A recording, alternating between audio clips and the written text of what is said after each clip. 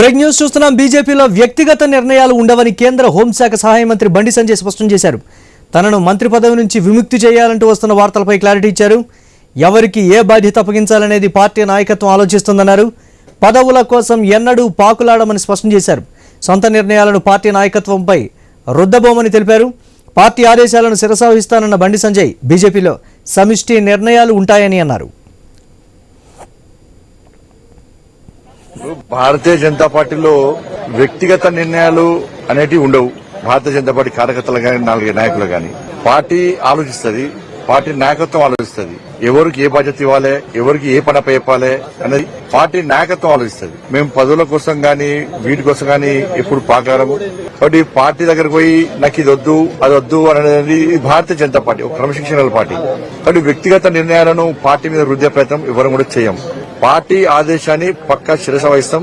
Party ఏది చెప్తే అది చేసేటువంటి కార్యకర్తలే భారతీయ జనతా పార్టీ కార్యకర్తలు. కాబట్టి రిక్వెస్ట్ చేస్తున్నా, దయచేసి ఇటువంటి రాయకండి. ఎందుకంటే మీరు కాంగ్రెస్ పార్టీని, బీఆర్ఎస్ ఇతర పార్టీలను చూసి అట్లనే మా పార్టీ అనుకుంటున్నారు. మా పార్టీ అందరు కలిసి సమిష్టిని తీసుకుంటారు, సమిష్టిగా వాళ్ళు నిర్ణయాలు తీసుకుంటారు. వాటిని అమలు చేసే బాధ్యత కార్యకర్తలుగా నాయకులు.